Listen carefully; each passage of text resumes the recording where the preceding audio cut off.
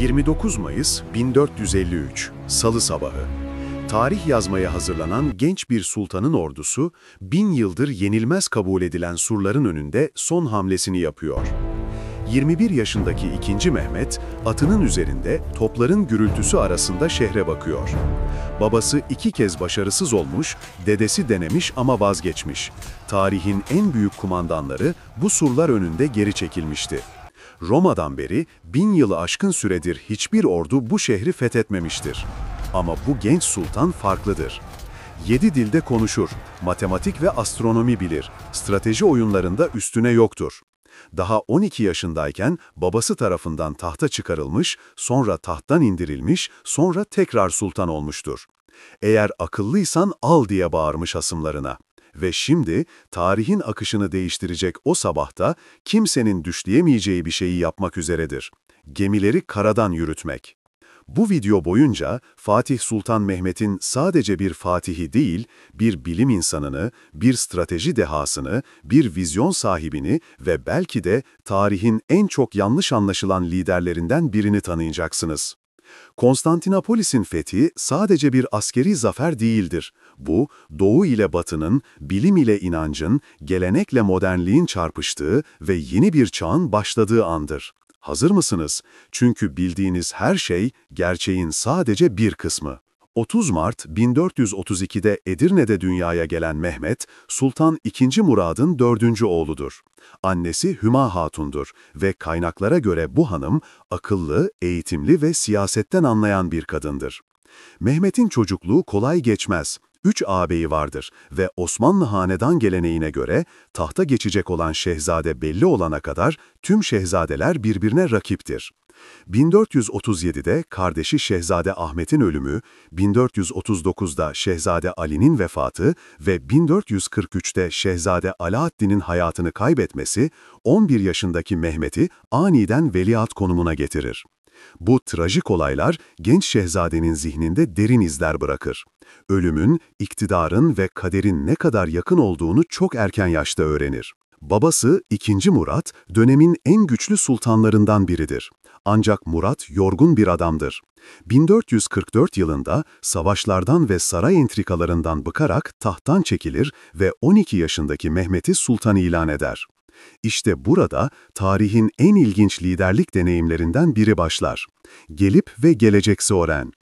1444-1446 yılları arasındaki bu ilk saltanat dönemi Mehmet için acımasız bir sınavdır. Çocuk yaştaki sultanın etrafı yaşlı, deneyimli ve kendi çıkarlarını koruyan vezirlerle doludur. Başvezir Çandarlı Halil Paşa, genç sultanı yönlendirmeye, hatta manipüle etmeye çalışır.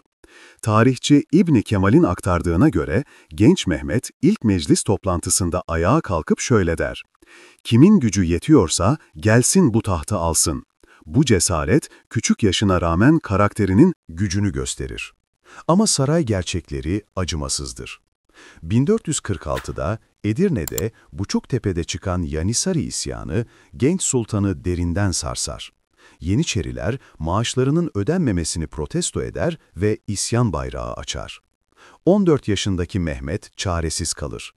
Vezirler eski sultanı geri çağırmaya karar verir. II. Murat tekrar tahta döner. Bu olay Mehmet'in hafızasında silinmez bir iz bırakır. Güçsüzlüğün, çaresizliğin ve başkalarına bağımlı olmanın acısını yaşar. Ve kendine yemin eder: bir daha asla kimseye muhtaç olmayacak, bir daha asla tahtında sarsılmayacaktır. Babasının tekrar tahta geçmesinin ardından Mehmet, Manisa'ya şehzade olarak gönderilir. Bu yıllar onun gerçek eğitiminin başladığı dönemdir. Burada Molla Gürani, Molla Hüsrev ve Akşemseddin gibi dönemin en büyük alimlerinden ders alır. Mehmet'in entelektüel merakı sınır tanımaz. Arapça, Farsça, Latince, Yunanca, İbranice, Sırpça ve bazı kaynaklara göre İtalyanca öğrenir. Matematik, astronomi, coğrafya ve özellikle tarihle ilgilenir. İskender'in, Hannibal'ın, Sezar'ın savaşlarını inceler. Surların nasıl fethedildiğini, kuşatmaların nasıl yapıldığını araştırır. Ama en önemlisi İstanbul'a takıntılı hale gelir. Konstantinopolis haritalarını ezberler, surların planlarını çizer, Bizans tarihini detaylıca okur. Akşemseddin'den peygamberin hadisini dinler. Konstantiniye mutlaka fetholunacaktır. Onu fetheden kumandan ne güzel kumandan, onu fetheden asker ne güzel askerdir. Bu hadis genç şehzadenin zihninde bir obsesyona dönüşür. Konstantinopolis sadece bir şehir değildir artık. Bir kaderdir, bir mirastır, bir ispattır. 3 Şubat 1451'de 2. Murat vefat eder. 19 yaşındaki Mehmet bu sefer gerçek güçle tahta çıkar. Ama ilk işi herkesi şaşırtır. En küçük kardeşi, henüz bebek olan Küçük Ahmet'i öldürtür. Bu acımasız karar tarih boyunca tartışılacaktır. Mehmet, kimin evladı devlet işine karışırsa öldürülmesi münasiptir diyerek bu kararı savunur. Bu olay Fatih'in liderlik felsefesinin temelini gösterir. Devletin bekası her şeyden önce gelir. Merhamet zayıflığa dönüşebilir. Güç paylaşılmaz. Bu soğuk realizm onu hem korkutucu ve etkili bir lider yapar. Tahta çıktıktan sonraki ilk ay Mehmet diplomatik bir dahi olduğunu gösterir. Macaristan ile anlaşma yapar, Venedik'e ticaret imtiyazları verir, Karamanoğullarıyla barış sağlar. Herkes rahatlama nefesi alır.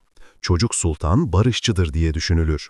Ama kimse bilmez ki Mehmet fırtına öncesi sessizliği yaratmaktadır. 1452 ilkbaharında Mehmet, Bizans İmparatoru 11. Konstantinos'un ve tüm Avrupa'nın hayretler içinde kalacağı bir hamle yapar. Boğaz'ın en dar yerinde Avrupa yakasındaki Rumeli Hisarı'nın karşısına sadece 6 ayda Anadolu Hisarı'nı, Rumeli Hisarı'nı inşa eder. Bu kale sadece bir savunma yapısı değildir, stratejik bir boğma hareketidir. Bizans'ın Karadeniz'den alacağı her türlü yardımı keser. İmparator protesto eder, Papa endişelenir, Venedikliler ticaret yollarının kapanacağından korkar. Mehmet umursamaz. Hisarın inşaatında bizzat çalışır, mühendislerle tartışır, topografyayı inceler. Anadolu'nun her yarından ustalar gelir. Taş, kerpiç, kireç, her şey hızla yükselir. Ve kale bittiğinde Mehmet stratejik dehası ortadadır. Boğaz artık Bizans'ın değil, Osmanlı'nın kontrolündedir. Aynı dönemde Edirne'de tarihin en büyük topunu döktürür. Urban adlı Macar bir topçu, 8 metre uzunluğunda 700 kiloluk gülleler atan bir canavar yaratır. Bu top o kadar ağırdır ki taşınması için 60 öküz ve 200 adam gerekir. Ateş ettiğinde ses 20 kilometre öteden duyulur, hamile kadınlar erken doğum yapar, binalar çatlar. 1453 baharı geldiğinde Mehmet hazırdır, ordusu hazırdır, topları hazırdır ve en önemlisi zihni hazırdır. 5 Nisan 1453 Cuma günü. 80 bin kişilik Osmanlı ordusu Konstantinopolis surlarının önünde mevzilenir. Karşılarında sadece 7 bin civarı savunucu vardır. Ama surlar, ah surlar! Theodosius surları 5. yüzyıldan beri ayaktadır. 3 kat savunma, kuleler, hendekler.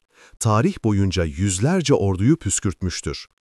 İmparator 11. Konstantinos, son Bizans imparatoru sarayında dua eder. Şehir halkı Ayasofya'da mucize bekler. Cenevizli komutan Giovanni Giustiniani savaşçılarıyla surları korumaya hazırlanır. Mehmet'in planı nettir. 1. Toplarla surları yıkmak. 2. Donanmayla Halic'i kontrol etmek. 3. Psikolojik baskıyla savunucuları yıldırmak. 4. Uygun anda genel saldırı.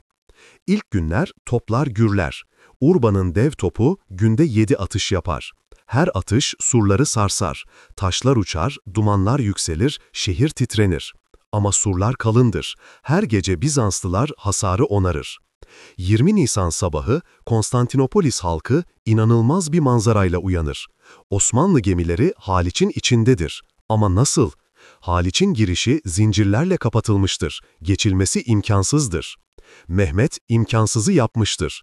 Gece boyunca 70 civarı gemiyi Dolmabahçe'den bugünkü Taksim civarı kütükler üzerinde yağlanmış tahtalardan oluşan bir yol üzerinde öküzlerle çektirerek Kasımpaşa'ya Haliç'in ikine indirmiştir.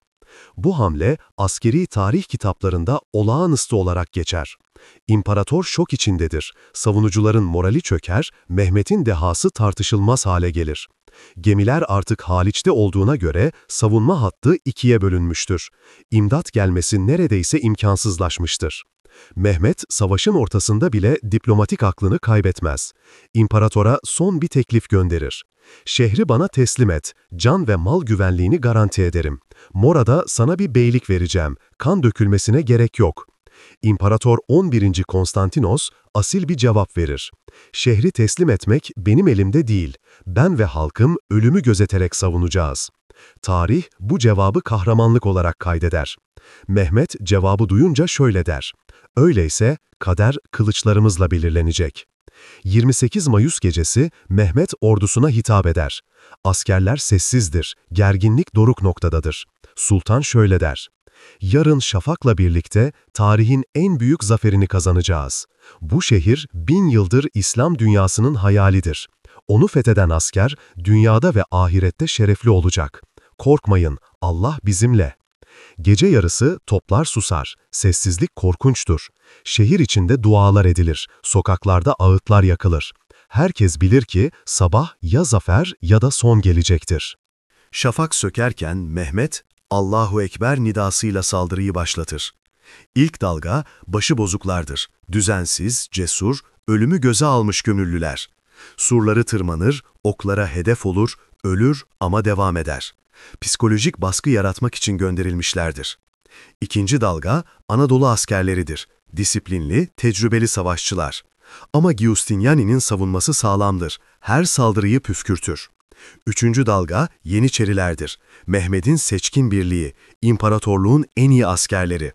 Mehmet bizzat arkalarındadır. Kılıcını sallar, "İleri!" diye bağırır.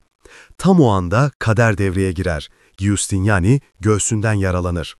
Cenevizli komutan surlardan uzaklaştırılır. Savunucular panikler.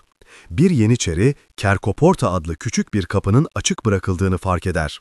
Osmanlı askerleri içeri akar. Saat 8 civarı. Bayrak, Theodosius surlarının üstünde dalgalanır. İmparator 11. Konstantinos son savunmasını yapar. İmparatorluk işaretlerini çıkarır, sıradan bir asker olarak ölümüne gider. Cesedi hiç bulunamaz. Efsaneye göre surlara gömülmüş ve bir gün şehir yeniden Hristiyan olduğunda mermerden uyanacaktır. Mehmet şehre binek atıyla girer. Ayasofya'ya gider, elini yere sürer, başına toprak serper. Alçak gönüllülük göstergesi.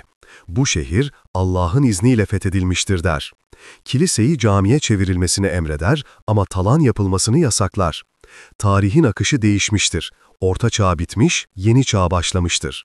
Fatih Sultan Mehmet, savaşçı kimliğinin ötesinde bir entelektüeldir. Saraya doğudan ve batıdan alimleri, sanatçıları, düşünürleri toplar. Konstanza'da Ferrara gibi Rönesans ressamları saraya davet edilir ve Mehmet'in portresini yapar. Bu portreler İslam dünyasında tartışma yaratır çünkü İslam geleneğinde insan tasviri hoş karşılanmaz ama Mehmet umursamaz. Matematik ve geometriye tutkusu vardır. Apollonius'un Konikler kitabını inceler, Ali Kuşçu gibi astronomlarla yıldızları tartışır. Sarayında bir rasathane kurdurmayı düşünür ancak bu fikir sonraki sultanlarca hayata geçer. Kendisi de şiir yazar, mahlası Avni'dir. Şiirlerinde aşk, doğa, kahramanlık temaları vardır. Örnek bir beyti: "Cihanda bir nefes sağ olmak olmaz mi reva, meğer ki ömrümüz badı hevadan geçe." Yani, dünyada bir nefes sağ kalmak mümkün değil mi, meğer ki ömrümüz boş rüzgarlar gibi geçse. Bu dizeler Fatih'in ruhundaki derin felsefi sorgulamaları gösterir. Mehmet'in askeri dehası sadece güç kullanmakta değil, zekasıyla kazanmasındadır.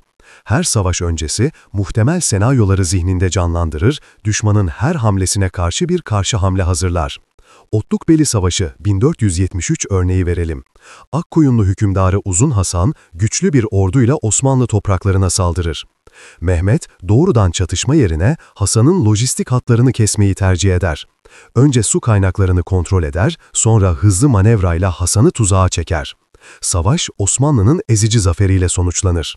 Diplomaside deha gösterir. Venedik ile savaşırken Floransa ile ittifak yapar, Macaristan'ı bölmek için Eflak'ı kullanır, Karamanoğullarını sindirmek için Dulkadiroğullarını destekler. Bu böl ve yönet taktiği klasik Roma stratejisidir ve Mehmet tarihi kitaplardan öğrenmiştir. Fatih duygusal kararlar almaz. Her hamlesinin ardında soğuk bir mantık vardır. Kardeşini öldürtmesi, Çandarlı Halil Paşa'yı idam ettirmesi, İstanbul'u 3 gün boyunca talan ettirmesi, geleneksel hakkı, bunlar bugün ahlaki olarak tartışılabilir ama o dönemin iktidar mücadelesinde hayatta kalma stratejileridir. Ancak Mehmet, körü körüne şiddet uygulayan bir tiran değildir.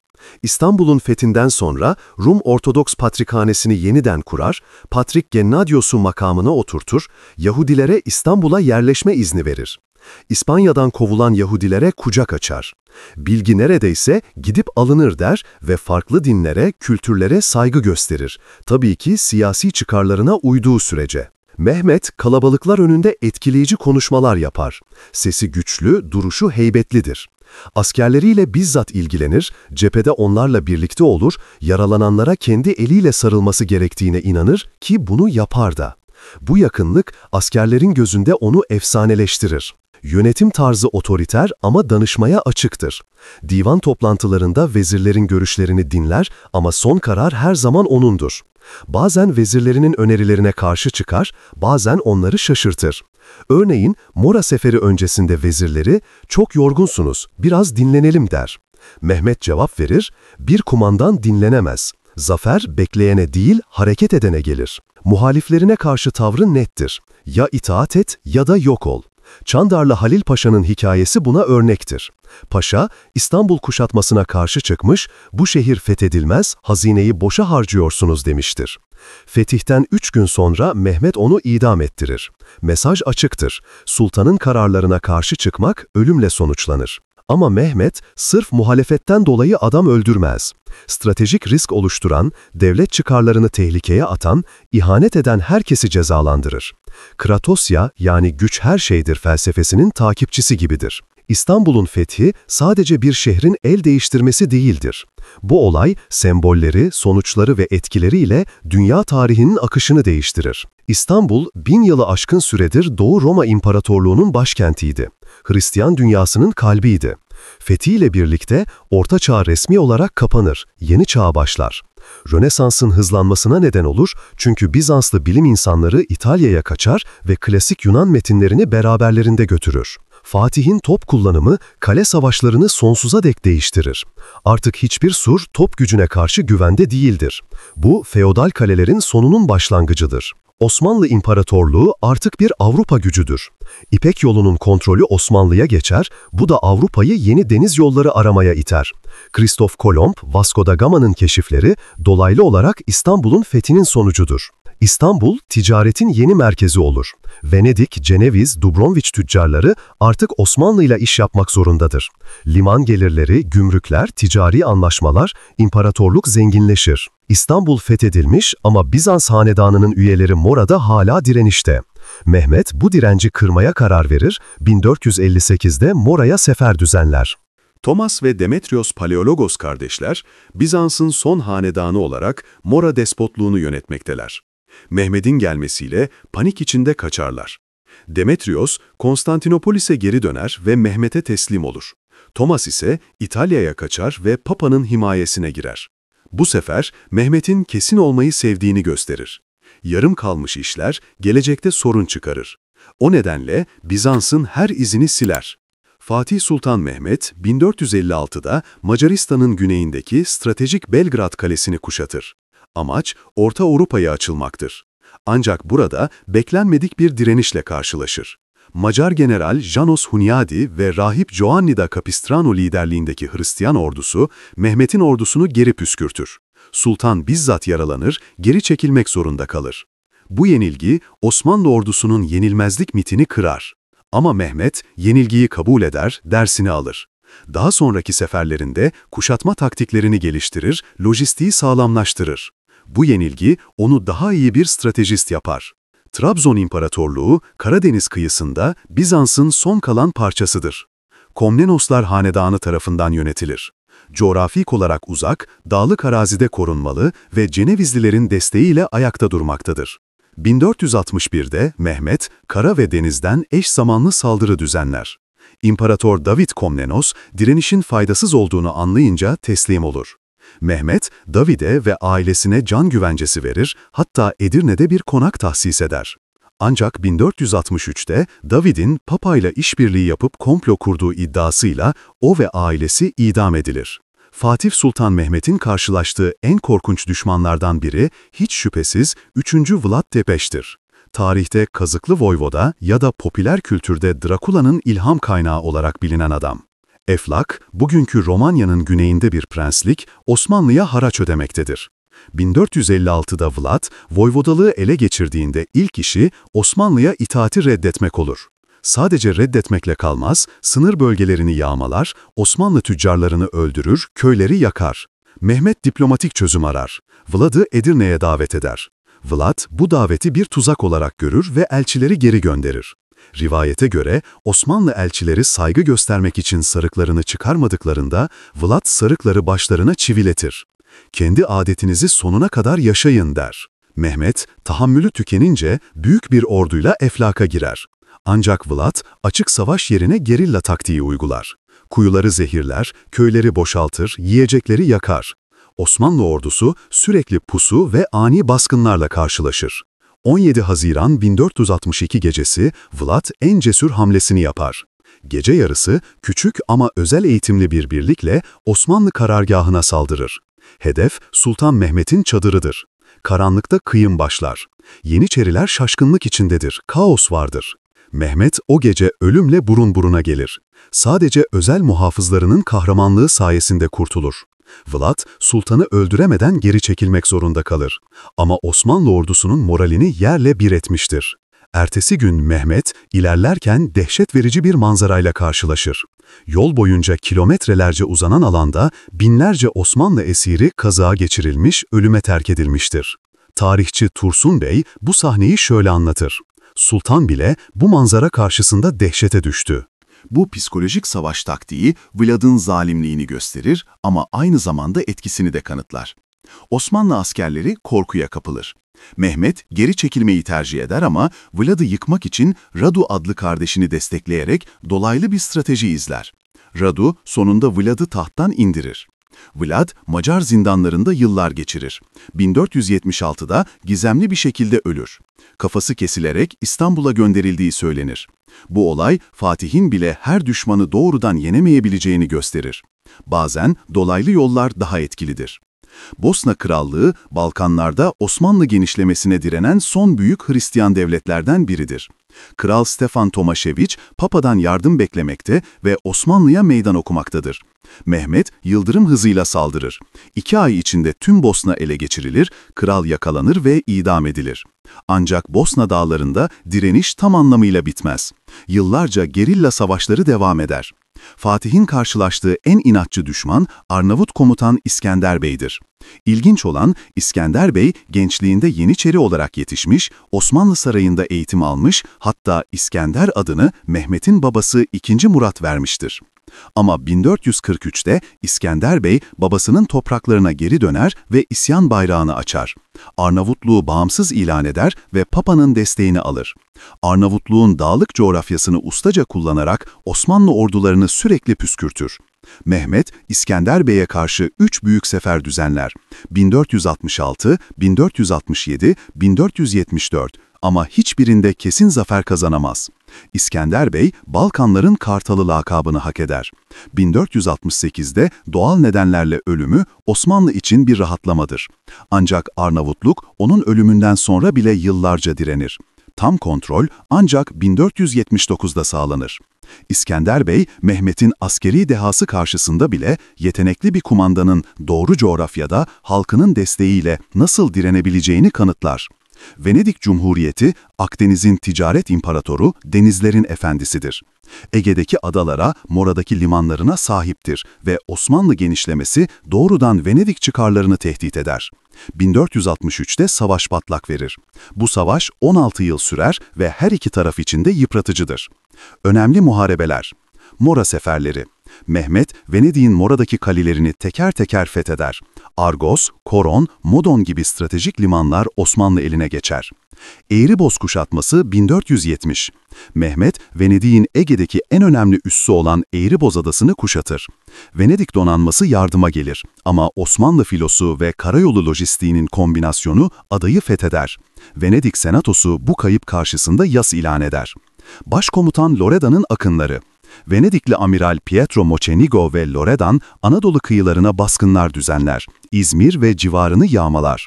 Bu, Mehmet'e denizde zayıf olduğunu gösterir. Bunun üzerine donanmayı güçlendirir. 1479'da İstanbul Anlaşması'yla savaş sona erer. Venedik, Ege'deki pek çok adasını kaybeder ama ticaret haklarını korur, yıllık haraç ödemeyi kabul eder. Mehmet, stratejik zaferini diplomatik uzlaşmayla taçlandırır. Akkoyunlu hükümdarı Uzun Hasan, Anadolu'da güçlü bir devlet kurmuştur. İran, Irak, Doğu Anadolu'yu kontrol eder. Avrupa, özellikle Venedik, Uzun Hasan'ı Osmanlı'ya karşı kışkırtır, silah ve mühimmat yardımı yapar. 1472'de Uzun Hasan, Osmanlı topraklarına saldırır. Karaman bölgesini işgal eder, Tokat'ı tehdit eder. Mehmet, doğuya hızla ordu sevk eder. Erzincan yakınlarında Otlukbeli denilen yerde iki ordu karşı karşıya gelir. Uzun Hasan'ın süvarileri cesur ve hızlıdır ama Mehmet'in topları ve Yeniçerilerin tüfekleri modern savaşın gücünü gösterir. Mehmet, düşmanı açık alana çeker, toplarla ilk darbeyi indirir, sonra Yeniçeriler ilerler. Akkoyunlu ordusu ateş gücü karşısında dağılır. Uzun Hasan kaçar. Takip edilir ama yakalanmaz. Bu zafer Osmanlı'nın doğu sınırını güvence altına alır. Anadolu'da Osmanlı hakimiyeti pekişir. Uzun Hasan 1478'de ölür, Akkoyunlu devleti çöküşe geçer. Fatih Sultan Mehmet'in en iddialı hayallerinden biri Roma'yı fethetmektir. İki Roma var der, biri elimde, diğeri de elime geçecek. Üçüncüsü ise henüz keşfedilmedi. Üçüncü Roma, Moskova'yı ima eder, Rus çarları kendileri böyle görür. Gedik Ahmet Paşa komutasındaki Osmanlı donanması, Güney İtalya'daki Otranto şehrini kuşatır. Şehir birkaç gün içinde düşer. Bu, Osmanlı'nın Batı Avrupa topraklarına ilk ciddi çıkartmasıdır. Avrupa dehşete düşer. Papa 4. Sixtus Haçlı Seferi ilan eder.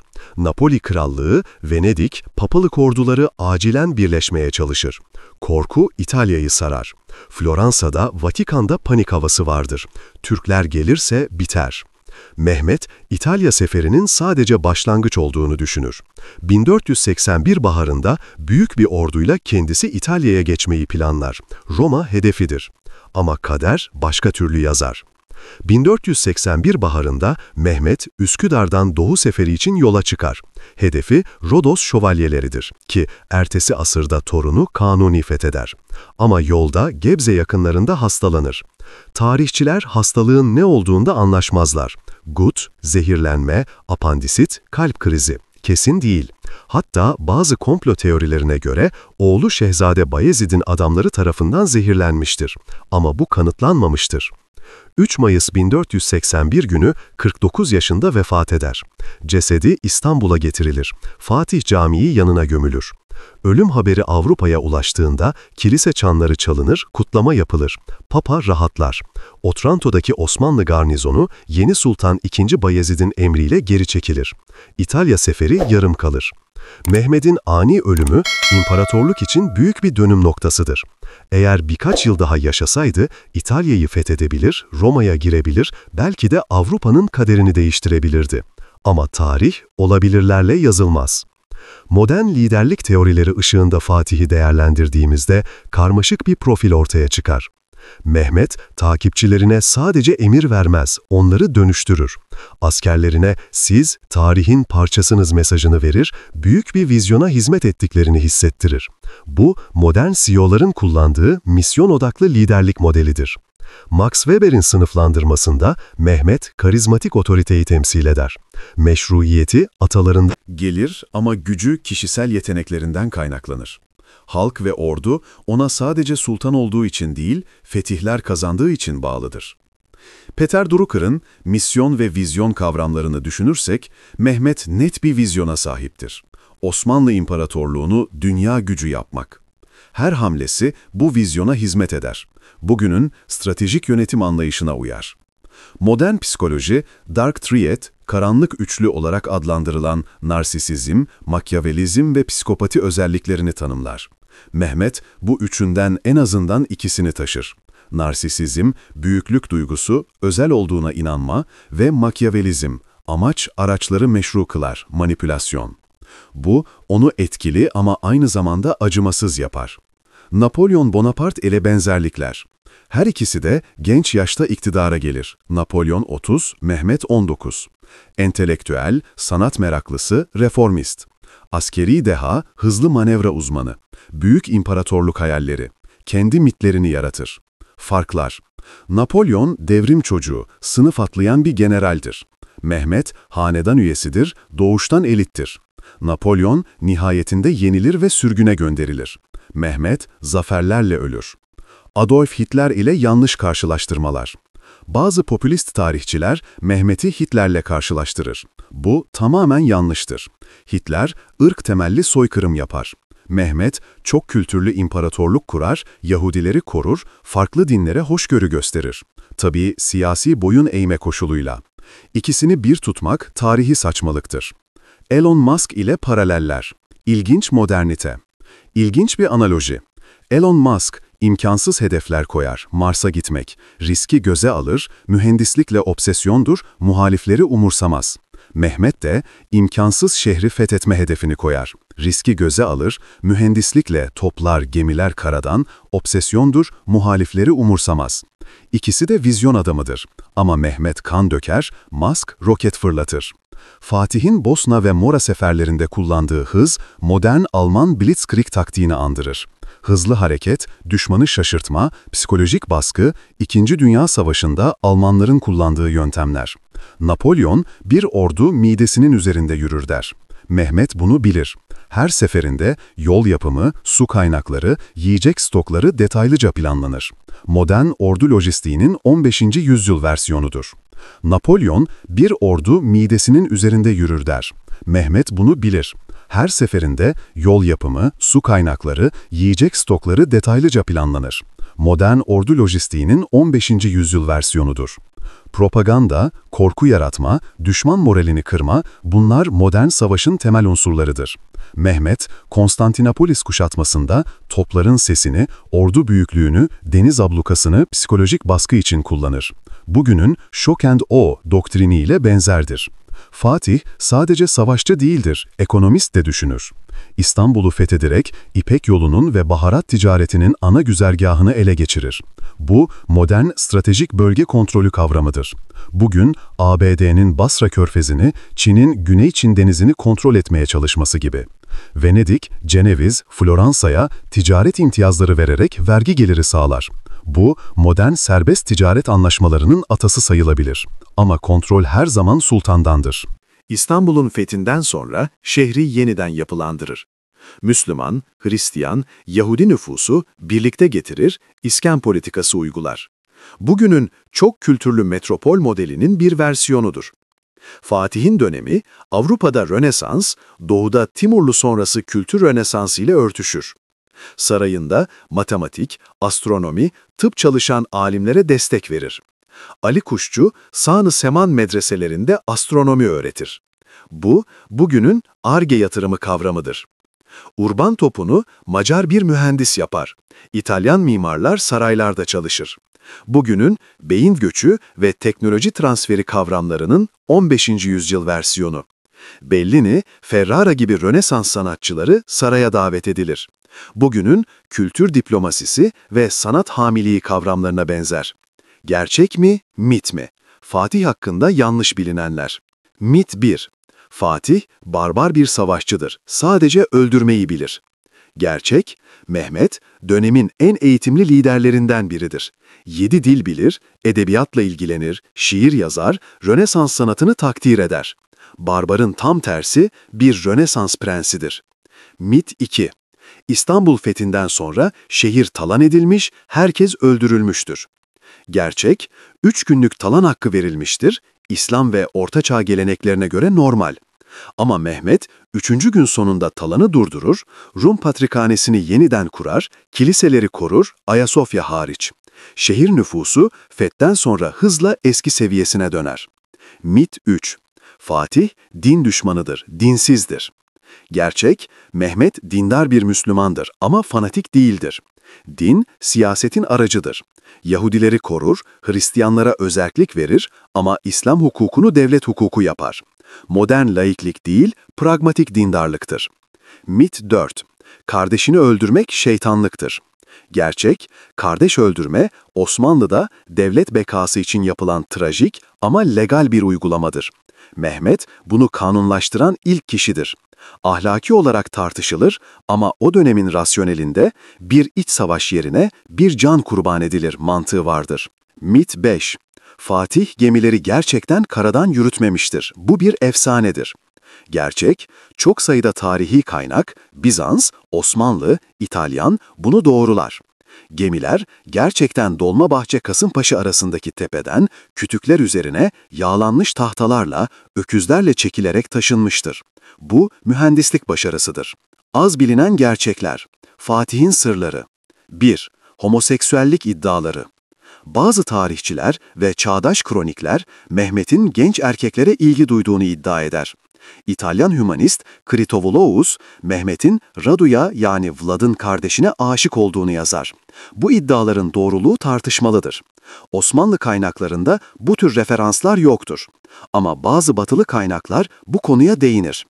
Modern tarihçiler bu iddiaların kısmen Batı propagandası, Türkleri ahlaksız göstermek için, kısmen de dönemin saray yaşamında erkek güzelliğine duyulan estetik hayranlık olabileceğini söyler. Kesin bilgi yoktur. 2. Şarap içer miydi? İslam hukukunda haram olmasına rağmen bazı kaynaklar Mehmet'in şarap içtiğini iddia eder. Hatta İtalyan elçiler sultan için İtalyan şarapları getirdiğinden bahseder. Eğer doğruysa Mehmet'in pragmatik, esnek bir dindar olduğunu gösterir. 3. Bir kadının intikamı, Despina Hatun efsanesi. Bir efsaneye göre Mehmet'in çok sevdiği bir cariyesi vardır, Despina Hatun. Bir gün vezirlerden biri cariyeye ilgi gösterir. Mehmet kıskançlıktan vezirlerin önünde cariyeyi öldürür ve şöyle der: "Ben kadınlara kul olacak bir sultan değilim." Sonra vezirlere, "Görüyorsunuz işte, hiç kimse beni kontrol edemez." Bu hikaye Fatih'in gücü konusunda kontrolcü, acımasız olduğunu vurgular ama tarihi doğruluğu tartışmalıdır. Sembolik bir anekdot olabilir. 4. İskender'le özdeşleşme. Mehmet kendini Büyük İskender'le kıyaslar. İskender gibi genç yaşta tahta geçmiş, dünyayı fethetme hayali kurar. İskender'in mezarını aratır, Mısır'da, İskender'in kitaplarını okur. Hatta bazı paralelleri bilerek yaratır. İskender gibi at üstünde savaşır, düşmanlarına cömert davranır, bazen. 5. Portreleri ve sanat. Mehmet'in Bellini tarafından yapılan portresi bugün Londra National Gallery'dedir. Portre, Mehmet'i ciddi, düşünceli, güçlü ama melankolik gösterir. Bu portrenin yapılması İslam dünyasında tartışma yaratır çünkü insan tasvirini hoş karşılamaz. Ama Mehmet, "Ben sultan değilim, İskender'im" der ve umursamaz. Popüler kültürde Fatih nasıl yansıtılır? Türk sineması ve dizileri. Fatih, Türk tarihinde en popüler figürlerden biridir. Onlarca film, dizi yapılmıştır. Fetih 1453, 2012. Yüksek bütçeli, epik film. Türk sinemasının en çok izlenen filmlerinden. Fatih, kahraman, dindar, cesur bir lider olarak gösterilir. Çeşitli TV dizileri ve belgesellerde sürekli işlenir. Genelde kahraman, dahi, Fatih imgesi ön plana çıkar.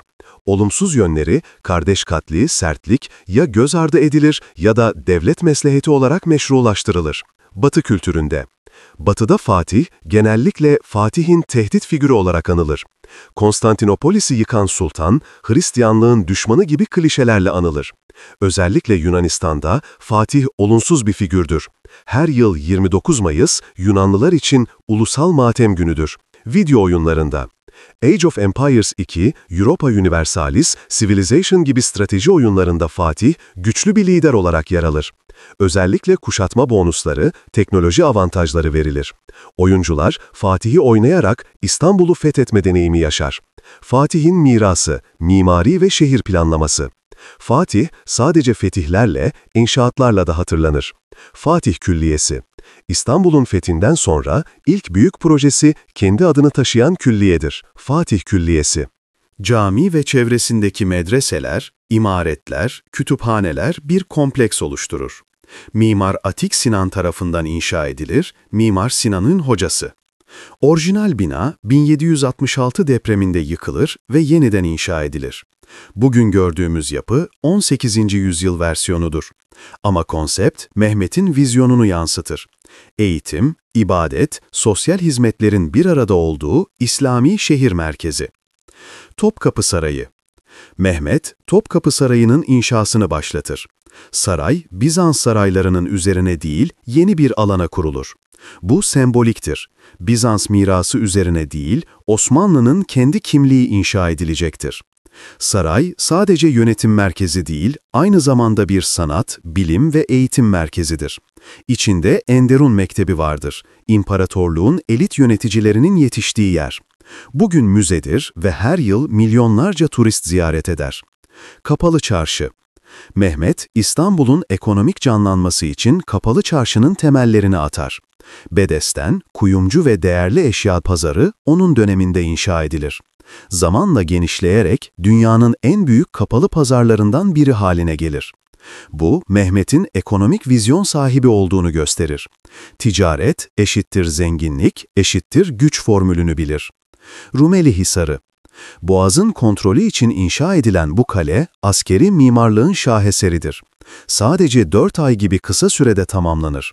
3 ana kulesi, Mehmet'in 3 vezirini simgeler. Bugün müze olarak hizmet verir ve açık hava konserlerine ev sahipliği yapar. Ayasofya'nın camiye dönüştürülmesi. Fetihten sonra Mehmet ilk işi Ayasofya'ya gitmek olur. 916 yıldır kilise olan bu yapı cami ilan edilir. Mihrap eklenir, minber konur ama iç mozaikler kapatılır, yok edilmez.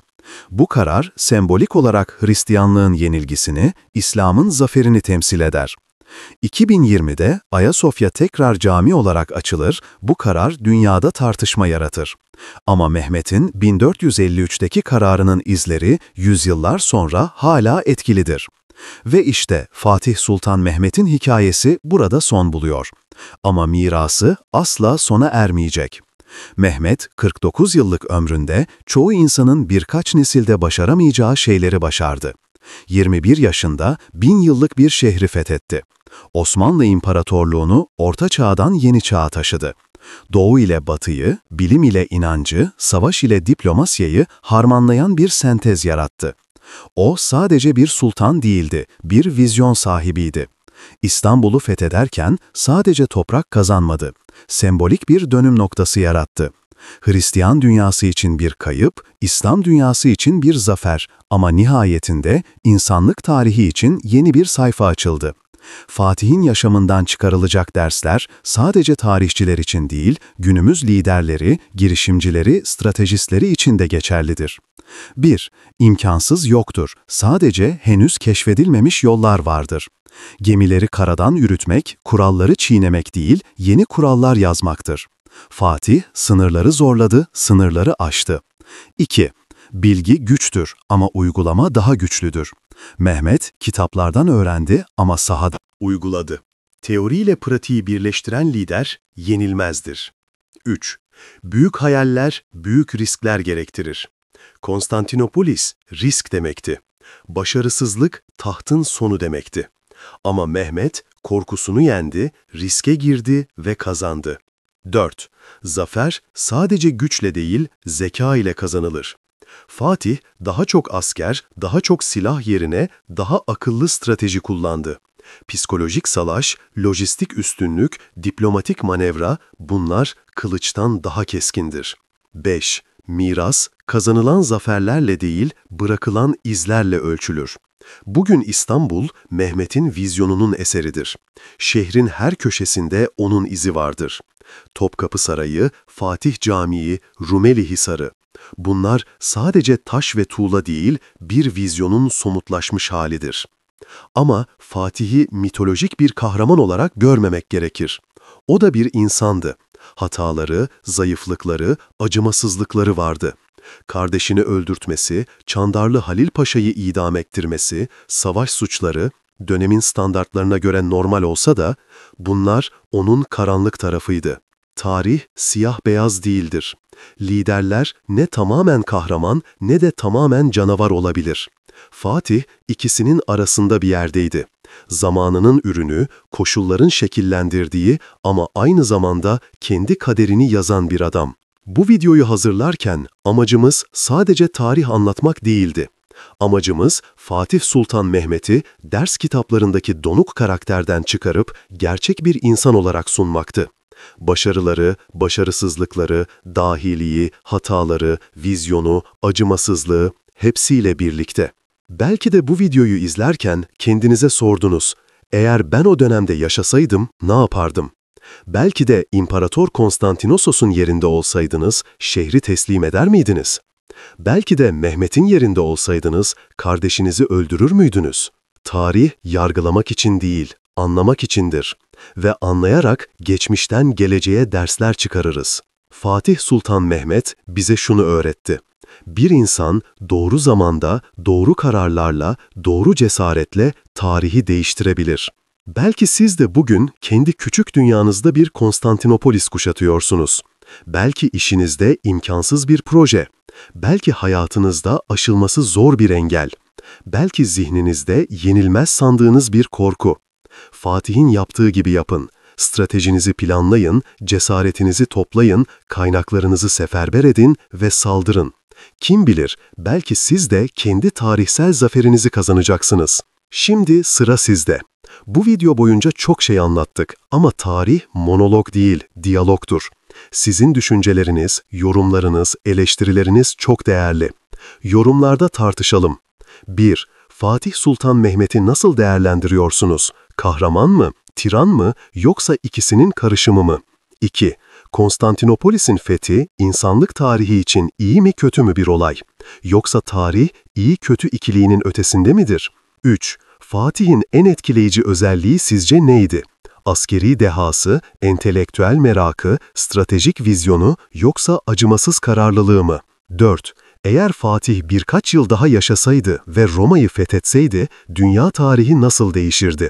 Alternatif tarih senaryonuzu paylaşın. 5. Günümüzde Fatih gibi bir lider var mı? Hangi modern lider onun özelliklerini taşıyor? 6. Videodan en çok hangi bölümü beğendiniz? İstanbul kuşatması, Kazıklı Voyvoda düellosu, yoksa kişilik analizi mi? 7. Fatih hakkında bilmediğiniz, bu videoda öğrendiğiniz en şaşırtıcı bilgi neydi? Yorumlarınızı okuyoruz. En iyi yorumları pinliyoruz. Eğer bu video hoşunuza gittiyse lütfen beğen butonuna basmayı unutmayın. Hedefimiz 50.000 beğeni. Birlikte başarabiliriz. Abone olun ve bildirimleri açın çünkü her hafta yeni tarih belgeselleri, lider analizleri ve az bilinen tarihi olayları derinlemesine inceliyoruz. Gelecek videolarımız Kanuni Sultan Süleyman, Muhteşem Yüzyılın Gerçek Hikayesi, Napolyon Bonaparte, İmparatorluktan Sürgüne, Bir Dehanın Yükselişi ve Düşüşü. Bu videoyu arkadaşlarınızla, ailenizle paylaşın. Özellikle tarih meraklısı arkadaşlarınız varsa onlara gönderin. Belki de bu video onların da tarih sevgisini alevlendirir. Fatih Sultan Mehmet son nefesinde ne düşünmüştür? Roma hayali, yarım kalan rüyalar. Belki de şu düşünceyi, yeterince yaptım mı? Tarih ona cevap verdi. Evet, daha fazlasını. O artık yoksa da eserleri var. İstanbul ayakta. İmparatorluk yüzyıllar boyunca sürdü. Adı dünyada yankılanıyor. Ve şimdi 570 yıl sonra biz burada onun hikayesini anlatıyoruz. Bu belki de bir liderin en büyük başarısıdır. Ölümden sonra bile hayatta kalmak. Belleklerde, kitaplarda, şehirlerde, hikayelerde yaşamak. Fatih Sultan Mehmet, ebediyete giden yolda eserlerini geride bıraktı. Peki ya siz, sizin mirasınız ne olacak?